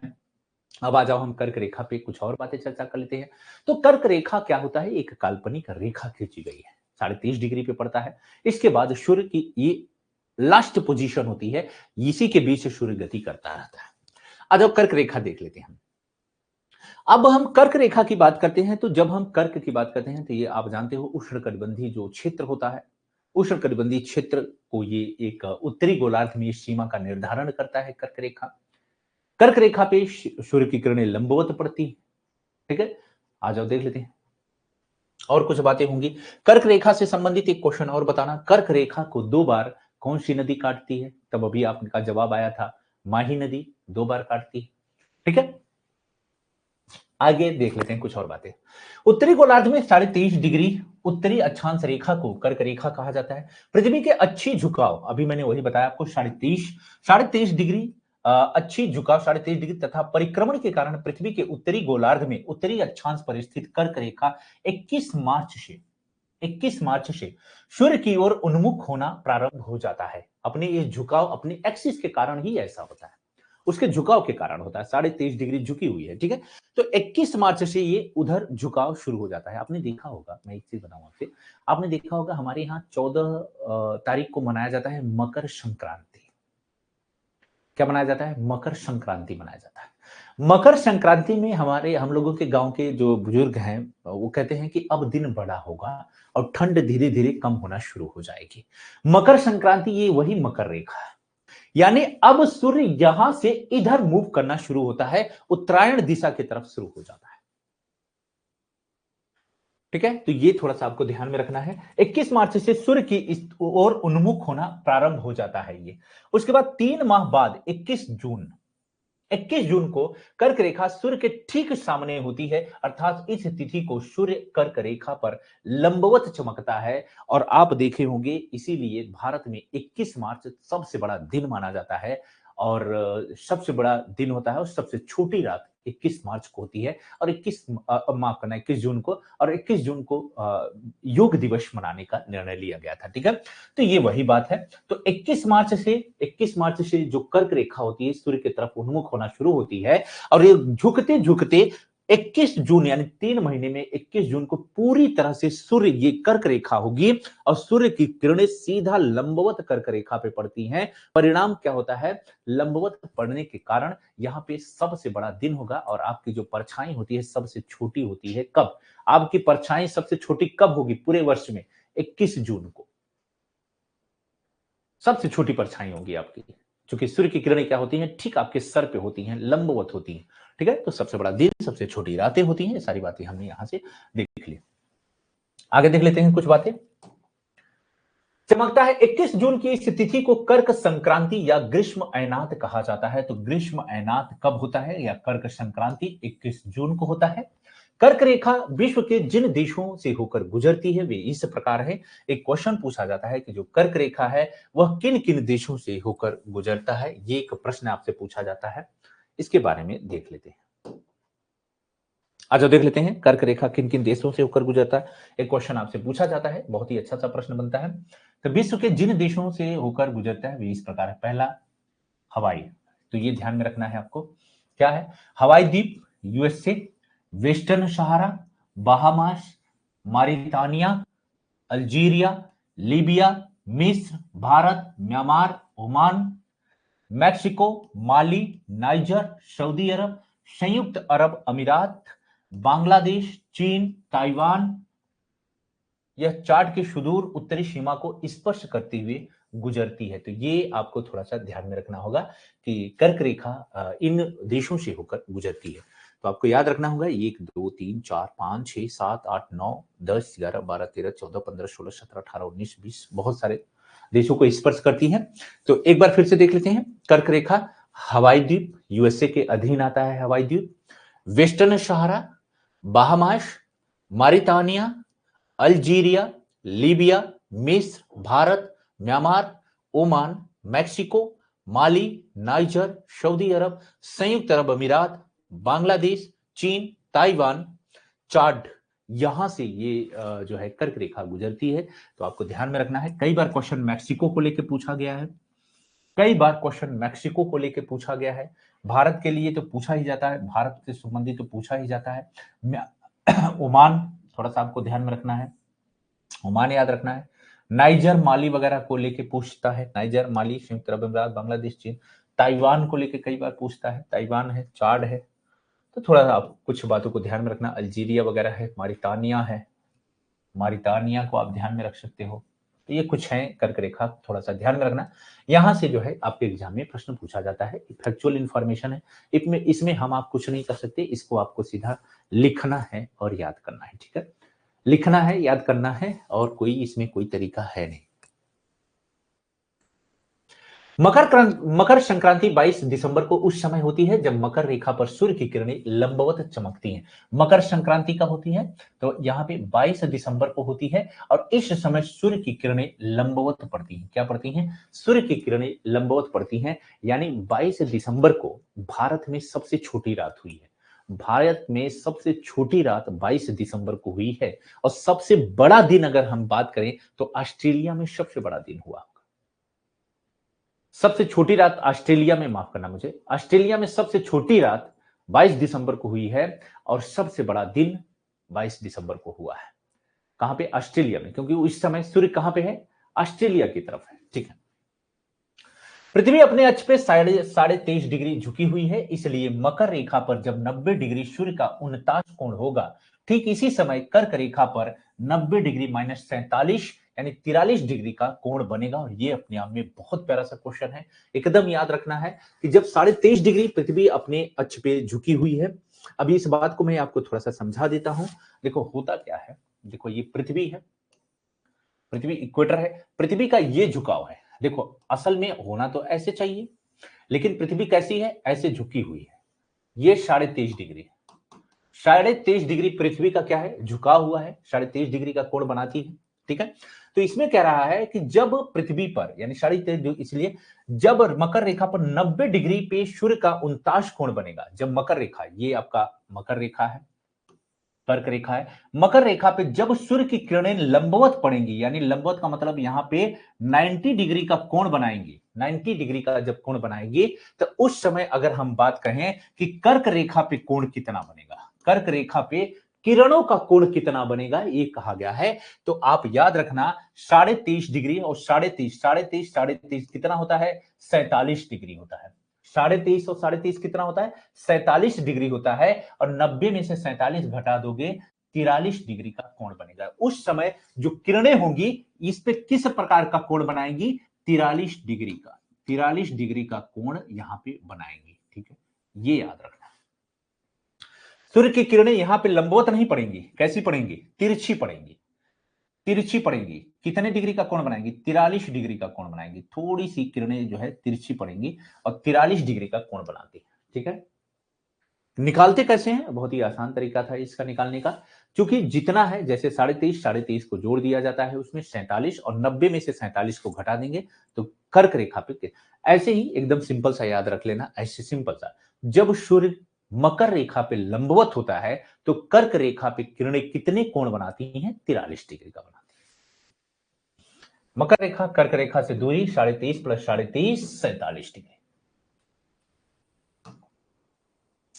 मकर रेखा की बात कर लेते हैं। आ जाओ, कर्क रेखा हमने देख लिया, अब हम मकर रेखा देख लेते हैं। आपका इक्वेटर है, ये आपका मकर रेखा है। क्या है? एक मकर रेखा है। 23.5 डिग्री दक्षिणी गोलार्ध। ये कौन सा गोलार्ध है? दक्षिणी गोलार्ध। दक्षिणी गोलार्ध में मकर रेखा है। अब मकर रेखा से कुछ क्वेश्चन बन सकते हैं। अभी हम लोगों ने कुछ बातें मकर रेखा से कंसेप्ट हमने डिस्कस किया है। और एक क्वेश्चन बनता है कि मकर रेखा को कौन सी नदी 2 बार क्रॉस काटती है, और साथ ही एक क्वेश्चन ये बनता है कि मकर रेखा पे कौन कौन से देश स्थित है। ये क्वेश्चन बनता है। अच्छा देख लेते हैं। दक्षिणी गोलार्ध में 23.5 डिग्री दक्षिणी अक्षांश रेखा को मकर रेखा कहा जाता है। सूर्य की किरणें मकर रेखा यानी 23.5 डिग्री दक्षिणी अक्षांश पे लंबवत 21 से 22 दिसंबर को पड़ती हैं। अभी हमने पीछे भी देखा। तो यहां पे सूर्य की किरणें, यहां पे जो सूर्य की किरणें हैं वो लंबवत कब पड़ती हैं? तो यहां पे सूर्य की किरणें लंबवत पड़ती हैं, कब पड़ती हैं? तो 21 यानी 22 दिसंबर को, दिसंबर को सूर्य की किरणें लंबवत पड़ती हैं। ये आपका कर्क रेखा है। कर्क रेखा पे सूर्य की किरणें लंबवत कब पड़ती हैं? तो हमने देखा 21-22 जून को। कब पड़ती हैं? 21 जून को पड़ती है। ठीक है, लंबवत पड़ती है। इस दिन दक्षिणी गोलार्ध में सबसे बड़ा दिन होता है। हमने यही देखा कि सबसे बड़ा यानी ऑस्ट्रेलिया में सबसे बड़ा दिन कब होगा? तो 21 या 22 दिसंबर को सबसे बड़ा दिन होगा। और सबसे बड़ी छोटी रात, सबसे छोटी रात 21 या 22 को होगी। उत्तर यानी उत्तर की बात करते हैं, कर्क रेखा पे सबसे बड़ा दिन कब होता है? 21 जून को होता है। और सबसे छोटी रात 21 जून को होगी। ध्यान में रखना है। इस दौरान दक्षिणी गोलार्ध में उत्तरी गोलार्ध की अपेक्षा निम्न वायुदाब अर्थात ग्रीष्म ऋतुएं होती हैं। यही बात मैंने कहा। जब हम बात करते हैं, जब सूर्य मकर रेखा की तरफ होगा तो उस समय दक्षिणी गोलार्ध में गर्मी होगी और उत्तरी गोलार्ध में शीत ऋतु होगा। तो जब सूर्य मकर रेखा की तरफ होगा, जब सूर्य यहां चमकेगा तो यहां पे शीत हो, यहां पे ग्रीष्म होगा। जब सूर्य मकर रेखा की तरफ होगा तो यहां पे क्या होगा? यहां पे ग्रीष्म ऋतु होगा और यहां पे क्या होगा? शीत ऋतु होगा। तो आज देख लीजिए, वर्तमान में हमारे यहाँ ठंड है दिसंबर के माह में, और ऑस्ट्रेलिया में गर्मी होगी। बहुत ही सिंपल तरीके से समझते हैं। दौरान दक्षिणी गोलार्ध में उत्तरी गोलार्ध की अपेक्षा निम्न वायुदाब अर्थात ग्रीष्म ऋतु होती है। ग्रीष्म ऋतु यहां लिख रहा है कि निम्न वायुदाब होगी। निम्न वायुदाब का क्या मतलब होता है? अरे जहां पे टेम्परेचर ज्यादा होगा, जैसे सिंपल सी बात है कि अगर तापमान बढ़ेगा तो हवाएं क्या होंगी? हवाओं का जो डेंसिटी है, घनत्व कम होगा, हवाएं फैलेंगी, और जब वो फैलेंगी तो हल्की होंगी। हल्की होने के बाद क्या होती हैं? वो ऊपर उठती हैं। और जब वो ऊपर उठेंगी तो यहाँ का स्पेस क्या होगा? खाली होगा, अर्थात यहाँ पे लो प्रेशर क्रिएट हो जाता है। होता क्या है कि जैसे जब तापमान कहीं भी, मान लीजिए कि ये कोई प्लेस है, ये कोई प्लेस है, मान लीजिए कि ये कोई उच्चावच है, प्लेस है, पठार है, ये कोई प्लेस है धन। अब यहाँ पे सूर्य की किरणें हैं, ये सूर्य है, भगवान है। अब यहां से सूर्य की किरणें यहां पे पड़ रही हैं, लंबवत पड़ रही हैं। परिणाम स्वरूप यहां का तापमान क्या हो जाएगा? तापमान बढ़ जाएगा। तापमान बढ़ेगा तो यहां पे जो वायु है, यहां की जो वायु है क्या हो जाएगी? यहां की जो वायु है, वायु की जो डेंसिटी है, घनत्व है, कम होगा। अब डेंसिटी घनत्व कम होने के कारण इसका आयतन क्या होगा? आयतन, आयतन इसका बढ़ जाएगा। आयतन बढ़ जाएगा तो वायु क्या हो? वायु हल्की हो जाएगी, और जब ये हल्की होगी तो ऊपर उठना शुरू कर देगी। और जब ये ऊपर उठना शुरू कर देगी तो जब यहाँ वायु ऊपर उठेगी तो यहाँ पे क्या होगा, यहाँ पे स्पेस खाली हो जाएगा, स्पेस क्या होगा, खाली हो जाएगा।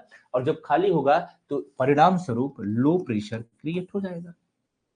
यहाँ पे क्या होगा, लो प्रेशर क्रिएट हो जाएगा। तो यही कह रहा है कि यहाँ पे निम्न वायुदाब अर्थात ग्रीष्म ऋतु का मौसम है। जहां पे भी निम्न वायुदाब होगा याद रखना वहां पे टेम्परेचर है, वहां पे क्या है, तापमान है, वहां पे तापमान क्या है, ज्यादा है।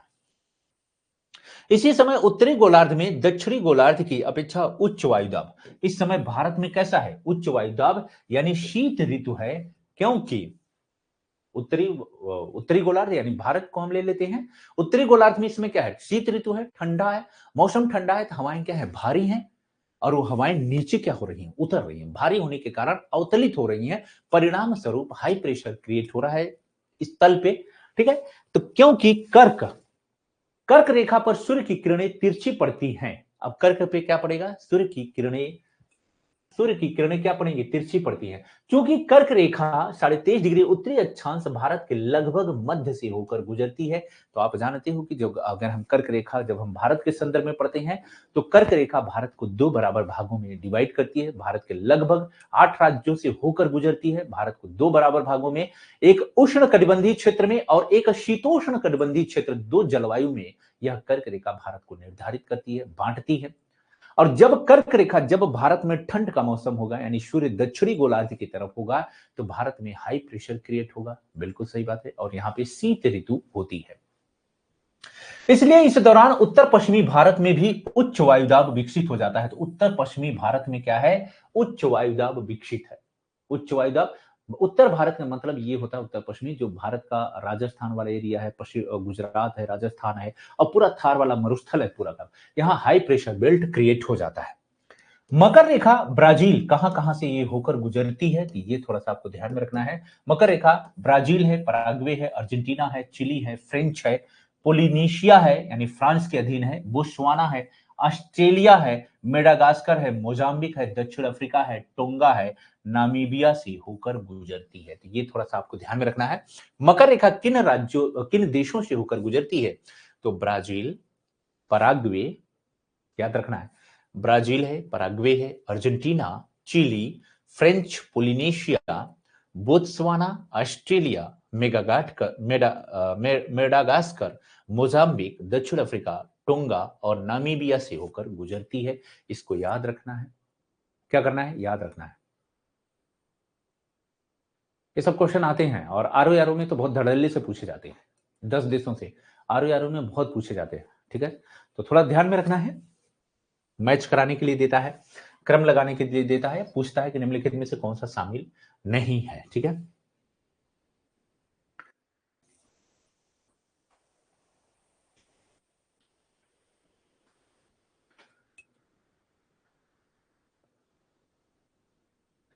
जैसे देखो एक क्वेश्चन मैं यहां से बताऊं आपको, कथन और कारण का एक क्वेश्चन, अभी ये इस कंसेप्ट से क्वेश्चन मैं आपको बनाता हूं, कथन और कारण का। देखो कथन कारण का एक बहुत प्यारा सा क्वेश्चन में अभी जो ये कंसेप्ट आपको समझाया हूं, यहां से क्वेश्चन देखो।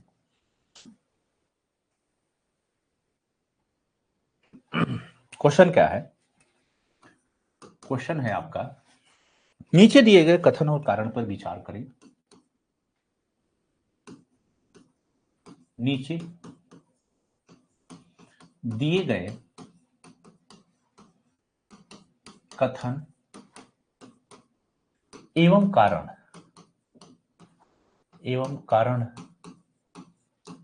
पर विचार करें। कथन और कारण का एक क्वेश्चन देख लेते हैं। और क्वेश्चन बनेगा, कथन है आपका, कथन है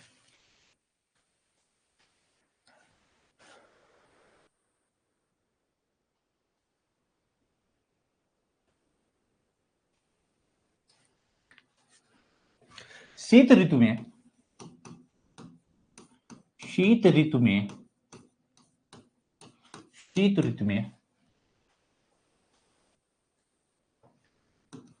भारत के उत्तर पश्चिमी भाग में उच्च दाब वायु क्षेत्र निर्मित होता है। उच्च वायु दाब क्षेत्र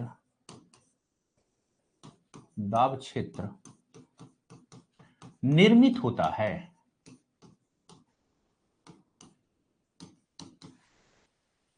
कारण है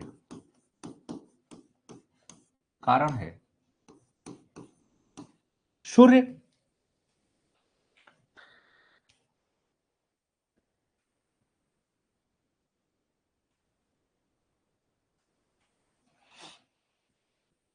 इस समय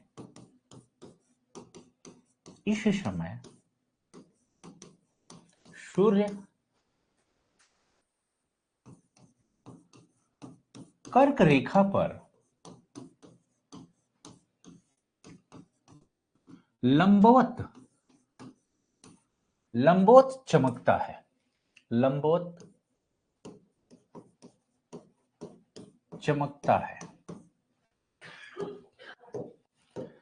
कूट के माध्यम से सही उत्तर का चयन करें।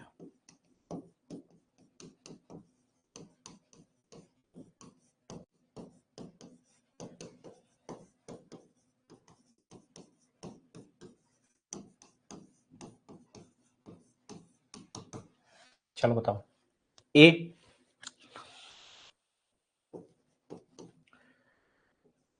और आर दोनों सही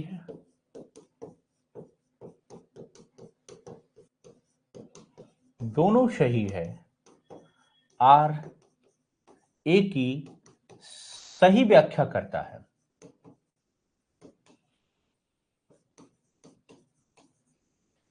बी कह रहा है ए और आर दोनों सही है, व्याख्या सही नहीं करता है। सी कह रहा है ए सही है, आर गलत है। डी कह रहा है आर सही है, ए गलत है। चलो बताओ। याद है सर? क्या जी? ए सही है, आर गलत है। अंकिता मधेशिया, अंकिता जी का कहना है ए सही है सर, आर गलत है। और किसी का जवाब?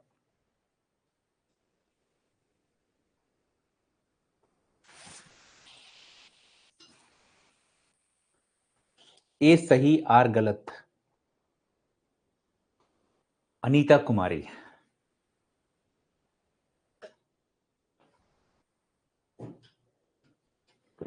नीरज सी, इंदु सी, निशी कथन और कारण दोनों सत्य है तथा कथन कारण की सही व्याख्या नहीं करता है। अच्छा। निशी सिंह, राहुल सी, रीना सी, ए सही, आर गलत है। ठीक है। मिथिलेश, आर क्यों गलत है? सही बात है। आजा देख लेते हैं ना। बहुत शानदार, सभी बच्चों ने जवाब दिया है। निशी को हम लोग पुरस्कार देते हैं। निशी बच्चा, आपको हम लोग क्या करेंगे? पुरस्कार देंगे। और पुरस्कार के तौर पे आप सभी को एक एक समोसे का पैसा जो है क्रेडिट जल्दी करो, ठीक है? ये आपका पुरस्कार है। कहोगे कि दंड है कि पुरस्कार है? अरे ना बच्चा, ये तो पुरस्कार है। दोस्तों को खिलाना ये सौभाग्य की बात है। निशी, अच्छा लंबोत नहीं, आजा देख ले। ठीक है। कथन है शीत ऋतु में भारत के उत्तर पश्चिमी भाग में उच्च दाब क्षेत्र निर्मित है। तो बिल्कुल है, और हमने देखा है इस समय सूर्य कर्क रेखा पे लंबवत चमकता है। गलत बात है। इस समय सूर्य मकर रेखा पर लंबवत चमकता है। क्यों? क्योंकि भारत में इस समय क्या है? ठंड का मौसम है। ठंड का मौसम है तो इस समय सूर्य कहां पे है? मकर रेखा पर है। सूर्य कहां है? मकर, दक्षिणी गोलार्ध में है। ऑस्ट्रेलिया में गर्मी है। तो इस समय सूर्य दक्षिणी गोलार्ध में है। इस समय उत्तरी गोलार्ध में नहीं है। कर्क रेखा तो उत्तरी गोलार्ध का हिस्सा है। ठीक है। तो इस तरह से क्वेश्चन आपके बनते हैं। अगर यही क्वेश्चन मैं लिख देता कि इस समय सूर्य मकर रेखा पे लंबवत चमकता है, तो कथन कारण दोनों सही हो, कारण कथन की सही व्याख्या कर रहा है। ये तब चीजें हो पाएंगी जब आपको क्या होगा कि आपको कंसेप्ट क्या होगा? क्लियर होगा। ठीक है। तो यह बात देख लीजिए, यहां पे सारी बातें हैं। इस समय उत्तरी गोलार्ध में दक्षिणी गोलार्ध की अपेक्षा उच्च वायु दाब यानी शीत ऋतु होती है, क्योंकि कर्क क्योंकि कर्क रेखा पे सूर्य की किरणें तिरछी पड़ती हैं, लंबवत नहीं, तिरछी पड़ती हैं, क्योंकि कर्क रेखा भारत के लगभग मध्य से होकर गुजरती है और मकर रेखा पे किरणें क्या होती हैं, लंबवत पड़ती हैं, और यहां पे कैसी पड़ेंगी, तिरछी पड़ेंगी। ठीक है, तो इसलिए यहां पे क्या होता है, उच्च वायु दाब होता है। तो ये बात ध्यान में रखना है।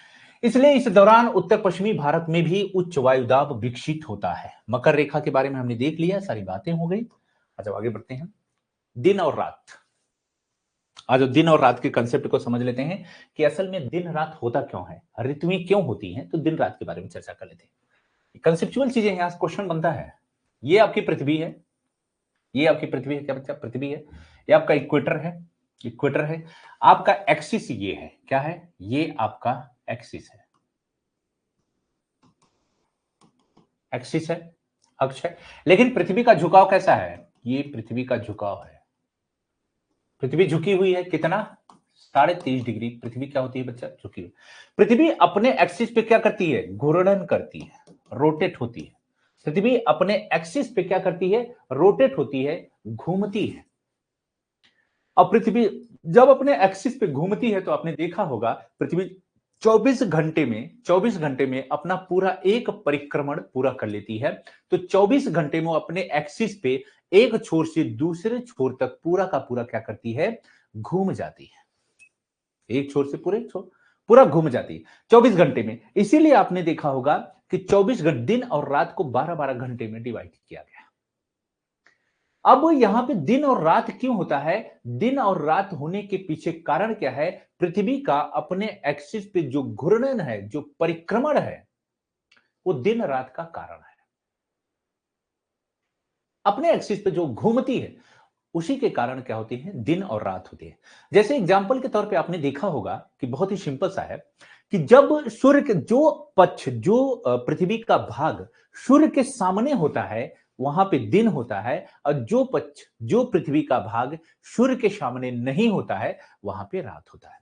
यही कारण है कि जब भारत में दिन होता है तो अमेरिका में रात होती है, अमेरिका में दिन होता है तो भारत में रात होता है, क्योंकि ये एक दूसरे के क्या है, अपोजिट में स्थित है।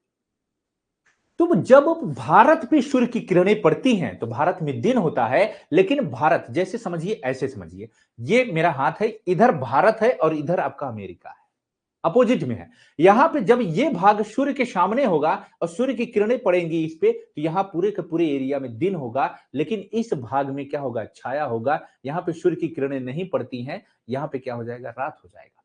फिर जब पृथ्वी घूम के, अब चूंकि रोटेट कर रही है, घूम के अब पृथ्वी इस तरफ आ गई है, अब सूर्य की किरणें अमेरिका पे पड़ रही हैं और यहां पे दिन हो रहा है। अब भारत अपोजिट में आ गया है, यहां पे रात हो रहा है। तो ये दिन और रात का जो मामला है, किसके कारण है, पृथ्वी के अपने एक्सिस पे घूमने के कारण है।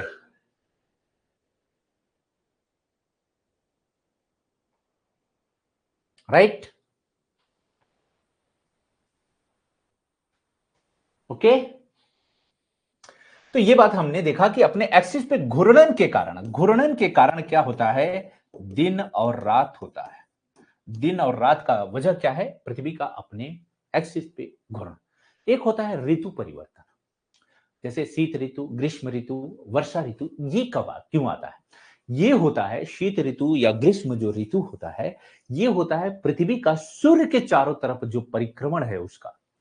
सूर्य के जब चारों तरफ पृथ्वी, आपने देखा होगा पूरा चक्कर लगाने में पृथ्वी को 365 दिन लगते हैं, इसीलिए 365 को ऋतुओं में डिवाइड किया गया है। तो सूर्य के चारों तरफ जब पृथ्वी चक्कर लगाती है तो उसके कारण क्या होता है, ऋतु परिवर्तन होता है। तो ऋतु परिवर्तन जो होता है, ऋतु परिवर्तन, ऋतु परिवर्तन के लिए जिम्मेदार चीजें क्या होती हैं, पृथ्वी का सूर्य के चारों तरफ परिभ्रमण, पृथ्वी का सूर्य के चारों तरफ घूमना, जो चक्कर लगाना है,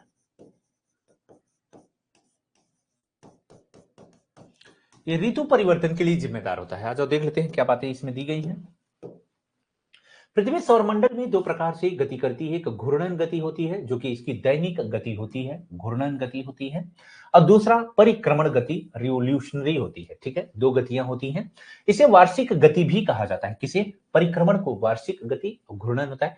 पृथ्वी सदैव अपने अक्ष पर पश्चिम से पूर्व दिशा की तरफ, पश्चिम से पूर्व दिशा की तरफ घूमती है, जिसे हम पृथ्वी का घूर्णन या परिभ्रमण यानी रोटेशन कहते हैं, जिसके कारण दिन व रात होती है।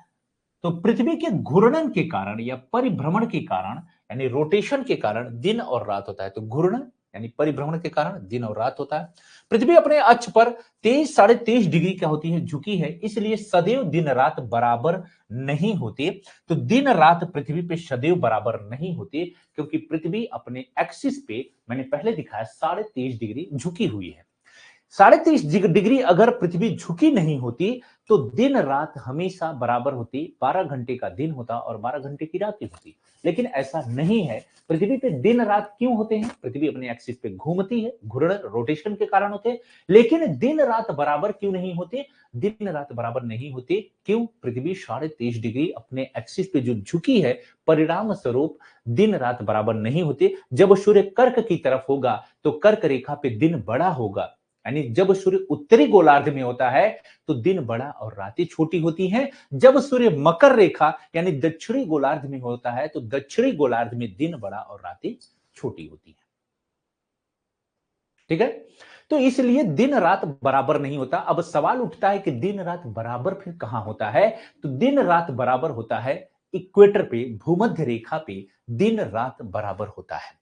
एक कंसेप्ट और बहुत ही जबरदस्त कंसेप्ट निकलता है दिन रात से, मैं उसको समझा देता हूं आपको। 0 डिग्री अक्षांश, जब आप इक्वेटर से पोल की तरफ बढ़ोगे, जब इक्वेटर से पोल की तरफ बढ़ोगे और जब सूर्य की स्थिति उत्तरी गोलार्ध में होगी, ये कर्क रेखा है। जब सूर्य उत्तरी गोलार्ध यानी कर्क रेखा पर होगा, यानी भारत की तरफ होगा, जब भारत में गर्मी होगी, तो यहां पे क्या होता है? यहां पे दिन बड़ा होता है। दिन क्या होगा? बड़ा होगा, और रात क्या होगी? रात छोटी होगी। जब सूर्य यहां पे होगा, सन की पोजीशन यहां पे होगी, जब सन कर्क रेखा पे होगा पोजीशन, तो दिन बड़ा और रात क्या होगी? छोटी होगी। एक उत्तरी गोलार्ध की बात हम कर रहे हैं। तो मेरा बच्चा एक बहुत ही मेन पॉइंट डिस्कस कर रहा हूं, बहुत ध्यान से सुनना। इस चूंकि यहां पे ये जो इक्वेटर है, यहां पे दिन रात क्या होते हैं? 12-12 घंटे के होते हैं। दिन रात क्या होते हैं? 12-12 घंटे के होते हैं। तो यहां पे तो 12 घंटा। अब जब सूर्य उत्तरी गोलार्ध उत्तरायण में होगा, कर्क रेखा पे होगा, तो जैसे जैसे आप भूमध्य रेखा से इक्वेटर की तरफ जाओगे, तो मेरा बच्चा लिख लेना, दिन का मान जो है बढ़ता चला जाएगा। दिन का मान क्या होगा? बढ़ता चला जाएगा। इसका मतलब होता है कि जब सूर्य भूमध्य रेखा यानी जब कर्क रेखा की तरफ होगा, तो जो दिन होगा यहां पे 12 घंटे का, यहां पे 13 घंटे, 14 घंटे, 15 घंटे, 16 घंटे, 17 घंटे, 18 घंटे, 19 घंटे, 20 घंटे, 21 घंटे, 22 घंटे, 23 घंटे, 24 घंटे, ऐसे दिन बढ़ता चला जाएगा। और पोल की तरफ जब पहुंचोगे तो 6 महीना दिन ही रहेगा। क्या होगा? 6 महीना दिन ही दिन रहेगा, और यहां पे 6 माह क्या होगा? रात ही रात रहेगी। कुछ बात पल्ले पड़ा? मुझे लगता है कि समझ गए होंगे। तो यहां पे जो भूमध्य रेखा है, यहां पे 12 घंटा होगा। कब? जब सूर्य उत्तरायण दिशा की तरफ होता है। तो यहां पे जैसे जैसे आप इक्वेटर से पोल की तरफ बढ़ते चले जाओगे, दिन के मान की जो अवधि है, दिन की जो अवधि है, वो लगातार बढ़ती चली जाएगी। इसका मतलब यह है कि भारत अगर जब कर्क रेखा होगी, अगर हम रूस की बात करते हैं, तो भारत में जब 13 घंटे का दिन होगा, 14 घंटे का, तो रूस में 16-17 घंटे का दिन होगा। अगर आप उसकी बात करोगे, डेनमार्क की बात करोगे, नॉर्वे की बात करोगे, स्वीडन की बात करोगे, वहां बहुत लंबा दिन होता है। जैसे जैसे आप पोलर की तरफ बढ़ते चले जाओगे, दिन क्या होगा? बड़ा होता चला जाएगा। आधी रात को भी सूर्य चमकता है। कहां? नॉर्वे में। ठीक है, यहां रात होगा, उधर दिन होगा। तो ये कंसेप्ट थोड़ा सा याद रखना। ठीक है, यहीं से कई बार क्वेश्चन पूछाता है भारत को लेकर। मान लीजिए कि भारत में सूर्य उत्तरायण दिशा में है, उत्तरायण दिशा में है, और आपसे सवाल पूछ लिया जाए कि जो है सबसे बड़ा दिन कहां पे होगा? समझ लीजिए, मान लीजिए कि 21, अगर मैं आपसे चर्चा करूं, एक क्वेश्चन मैं बनाता हूं, एक क्वेश्चन बनाना। आज स्लो काम कर रहा है क्या मेरा बोर्ड? सारा सब ऐसे जुगाड़ से काम किया हूं आप लोगों को पढ़ाने के लिए, ठीक है, सब ऐसे ठीक। आ जाओ देख लेते हैं। क्वेश्चन है 21 जून को, निम्नलिखित में से 21 जून को सबसे बड़ा दिन कहां पे होगा? या हम ऐसे कहते हैं आपसे, जून माह में भारत के किस शहर में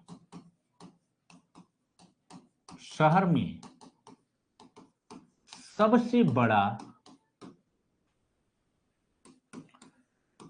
दिन होगा? आपको बताना है किस शहर में होगा। 4 ऑप्शन है,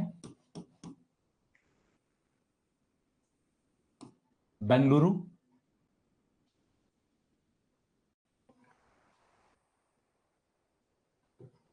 चेन्नई से लेते हैं, चेन्नई, मुंबई,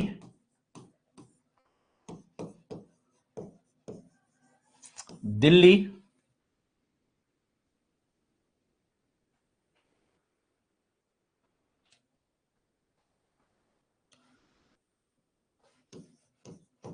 श्रीनगर। जवाब देना तो, सबसे बड़ा कहां पे होगा?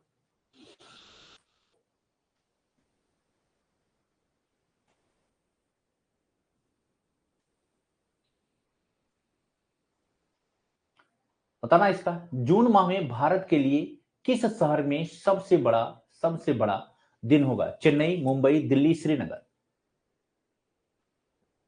D D D D D, इसका मतलब कंसेप्ट आप लोगों ने समझ लिया है। हिंदू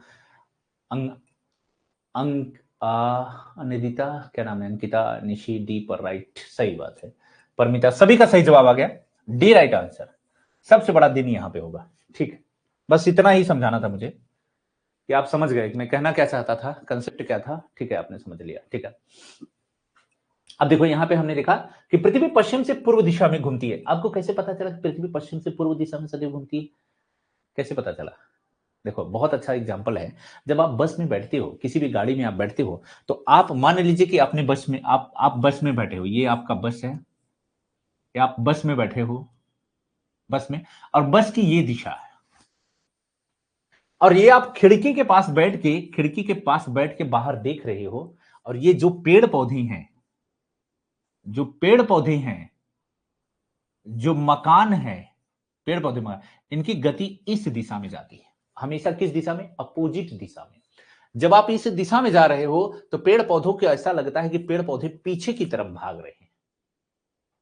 यानी अगर आप पश्चिम से पूर्व की तरफ जा रहे हो तो पेड़ पौधे किधर जाएंगे?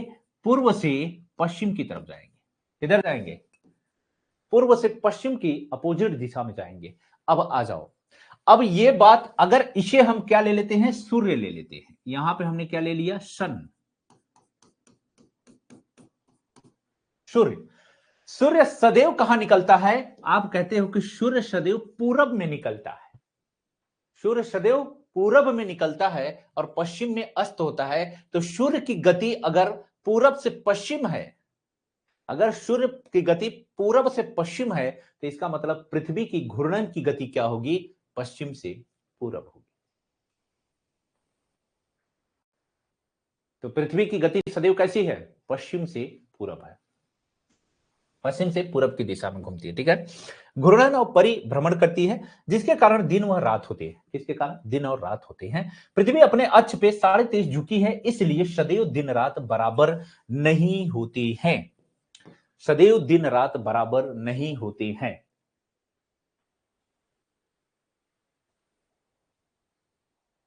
एक क्वेश्चन और करो। एक क्वेश्चन है कथन और कारण का। क्वेश्चन है, नीचे दिए गए नीचे दिए गए कथन ए और कारण आर के संदर्भ में विचार करें।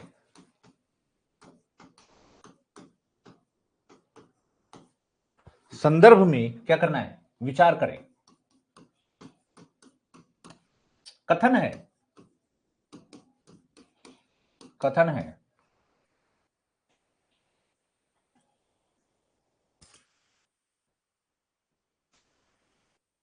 पृथ्वी के घूर्णन की गति के कारण पृथ्वी के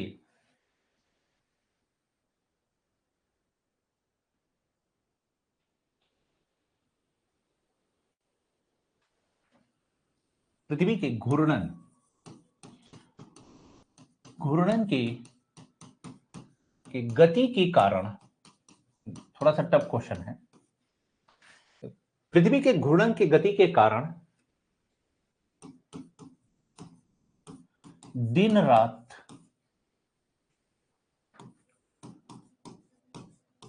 होते हैं।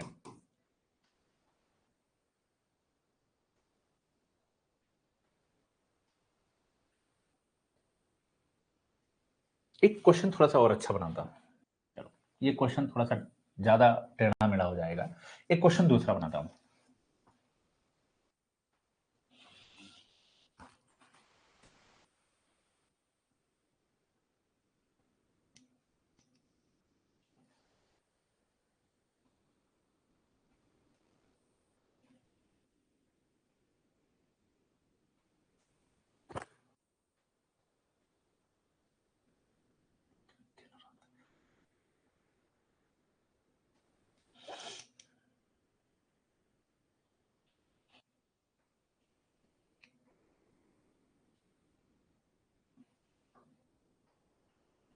पृथ्वी पे सदैव,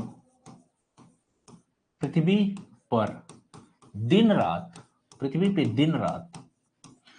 पर दिन रात सदैव एक समान, पृथ्वी पे दिन रात सदैव एक समान अवधि के नहीं होते।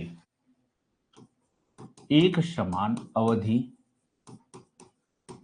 के नहीं होते हैं। कारण है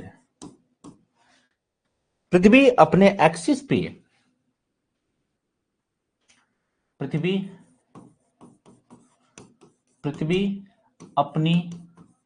अपने अक्ष पे, अपने अक्ष पर पश्चिम से पूर्व दिशा में, पश्चिम से पूर्व दिशा में परिभ्रमण करती है।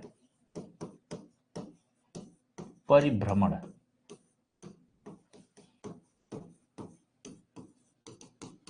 करती है। चलो बताओ तो इसका जवाब बताना आप लोग। कूट के माध्यम से सही उत्तर का चयन करें। कूट के माध्यम से आपको क्या बताना है?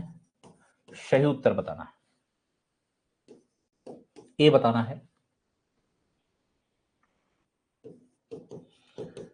ए सही, आर गलत है। बी बताना है आर सही, ए गलत है।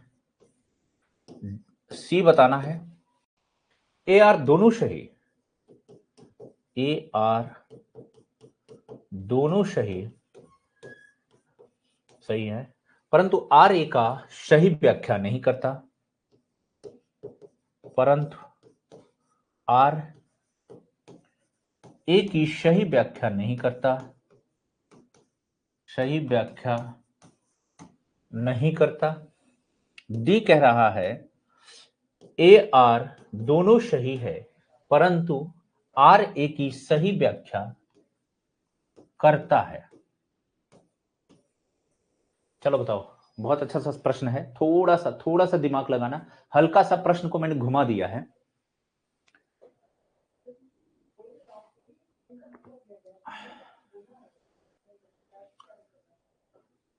कथन सत्य है, कारण असत्य है। पृथ्वी पे दिन रात सदैव एक समान अवधि के नहीं होती हैं, ठीक है। पृथ्वी अपने अक्ष पर पश्चिम से पूर्व दिशा में परिभ्रमण करती है।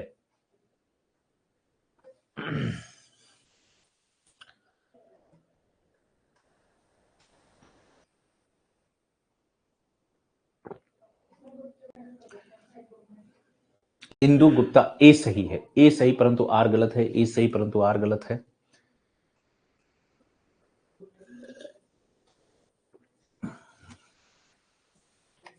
सी किसका है? अंकिता, अंकिता का सी है, सी। आर सही है, अच्छा सी ए आर दोनों सही, परंतु आर ए की सही व्याख्या नहीं है। अंकिता, पूर्व से पश्चिम विशेष ठाकुर, उल्टा हो गया। आ जाओ, टाइम भी हो गया है, एक क्वेश्चन लास्ट करेंगे ना, फिर आगे कल देखेंगे, ठीक है। Both right, Shalini Jaiswal, both right. A सही आर गलत। थोड़ा सा आप लोग कंफ्यूज हो गए क्या? आ जाओ देख लेते हैं। देखो, पृथ्वी पर दिन रात सदैव एक समान अवधि के नहीं होते, बिल्कुल सही बात है। ये हम देखते हैं, दिन छोटा बड़ा होता रहता है, एक समान अवधि का नहीं होता। कारण कह रहा है कि ये बिल्कुल सही है, पृथ्वी अपने अक्ष पर पश्चिम से पूर्व दिशा में परिभ्रमण करती है, घूर्णन करती है, ये भी बातें सही हैं, दोनों बातें सही हैं। लेकिन क्या ये व्याख्या सही कर रहा है? व्याख्या सही नहीं कर रहा है। और अंकिता ने बहुत ही प्यारा सा जवाब दिया था, क्या नाम है, जो भी हो आप dear, she right answer, C right answer. A R दोनों सही है, परंतु आर ए की सही व्याख्या नहीं कर रहा है, क्योंकि हमने ये देखा है कि पृथ्वी अपने अक्ष पे पश्चिम से पूर्व दिशा में परिभ्रमण करती है, घूर्णन करती है, ये भी सही है, ये भी सही है। लेकिन दिन रात सदैव एक समान नहीं होता। इसकी वजह क्या है? इसकी वजह है कि पृथ्वी जो है, पृथ्वी अपने एक्सिस पे, अपने अक्ष पे, पृथ्वी अपने अक्ष पे कितना 23.5 डिग्री क्या है, झुकी हुई है। 23.5 डिग्री पृथ्वी अपने अक्ष पे झुकी हुई है। कारण है कि दिन रात एक समान नहीं होती। थोड़ा सा क्वेश्चन को मैंने घुमा दिया था। दिन रात किस कारण होते हैं? परिभ्रमण के कारण होते हैं। लेकिन मैंने लिख दिया कि दिन रात सदैव एक समान नहीं होती हैं, और फिर यहां परिभ्रमण लिख दिया, इसलिए कंफ्यूजन आपको पैदा क्रिएट कर दिया। अब यहां पे जो है, यहां पे किस कारण होता है दिन रात एक समान नहीं होता? अपने एक्सिस पे झुकाव के कारण। जिज्ञासा त्रिपाठी, क्या मुझे देर हो गई? अरे मेरा बच्चा हो गए। आप लोगों की क्लास हमेशा 11 बजे से रहेगा, नोटिफिकेशन नहीं जाता, नोटिफिकेशन वैसे मैं डाल दूंगा, लेकिन आपकी डेट टाइम फिक्स है, 11 से क्लास रहेगी। कभी काल 10-5 मिनट ऊपर नीचे हो जाता है, क्योंकि व्यस्तता है, जानते हो, अकेला रहता, अकेले के कारण बहुत सारी दिक्कतें हो जाती हैं। तो आपकी क्लास हमेशा 11 बजे से चलेगी, ठीक है, मंडे टू फ्राइडे चलेगी। क्योंकि बीच में एक क्लास में नहीं लिया था, इसलिए आज सैटरडे को ले लिया, ठीक है। मेरा गलत हो गया, हाँ बच्चा गलत हो गया, ठीक है। तो ये आज हम लोगों का लास्ट क्वेश्चन था। यहाँ पे देखिए क्या है,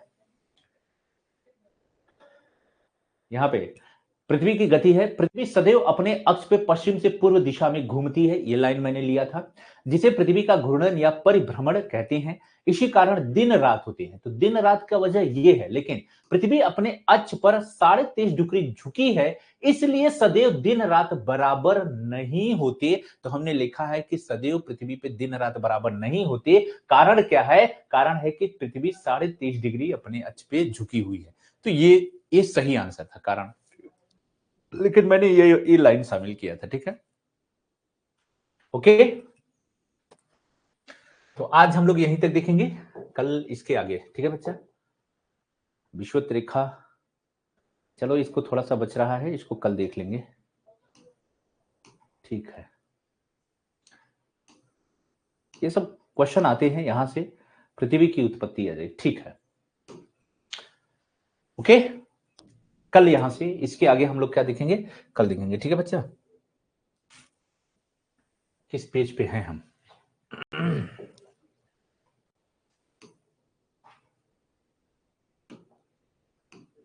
316 नंबर का पेज है ना, याद दिलाना मुझे, मैं भूल जाता हूं, ठीक है। 316 नंबर के पेज पे थे, ठीक है, चलो मैं ध्यान में रखूंगा। 316, ठीक है। आज यहीं तक, फिर हम लोग आगे देखेंगे, ठीक है। तो बताओ कोई दिक्कत तो नहीं है ना? जितना हम आपको पढ़ा दे रहे हैं बच्चा, जितना आप हमारे साथ सीख ले रहे हो, इससे ज्यादा आईएएस में भी आवश्यकता नहीं पड़ती, ठीक है। आईएएस का भी पेपर आप दोगे ना कंसेप्चुअल, उससे ज्यादा की आवश्यकता नहीं पड़ेगी, ठीक है, ठीक है।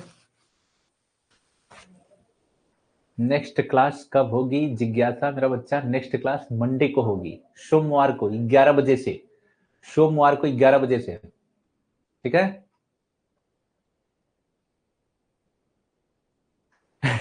दिमाग घुमा कर कह रहे निशी कह रहे कि सर आप गलत करवा दिए हम लोगों का दिमाग घुमा कर। सर यूपी के क्लास होगी आज ना? हाँ यूपी स्पेशल क्लास होगी बच्चा, यूपी स्पेशल अभी 1 बजे से क्लास होगी आपकी। अभी मैं देख लेता हूँ, वो सर आए होंगे। आशुतोष सर आए हैं क्या? आदेश, आशुतोष सर आए हैं?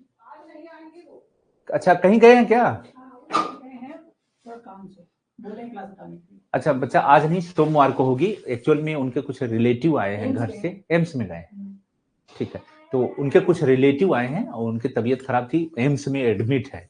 तो कल भी वो वहीं पे थे, इसलिए क्लास नहीं हो पाई। आज भी वो वहीं पे गए हैं। 5 बजे वाली आपकी क्लास होगी, ठीक है। और हाँ, जो बच्चा essay writing, essay and later writing मेरी क्लास लिया है, शाम को 7 बजे आपकी एप्लीकेशन पे एसे की क्लास मेरी होगी ना, एसे और लेटर राइटिंग में एसे की क्लास मेरी होगी, ठीक है। तो आज यूपी स्पेशल नहीं होगा, मंडे से आपकी क्लास यूपी स्पेशल होगी, ठीक है। थैंक यू सो मच, सभी को नमस्कार, ठीक है।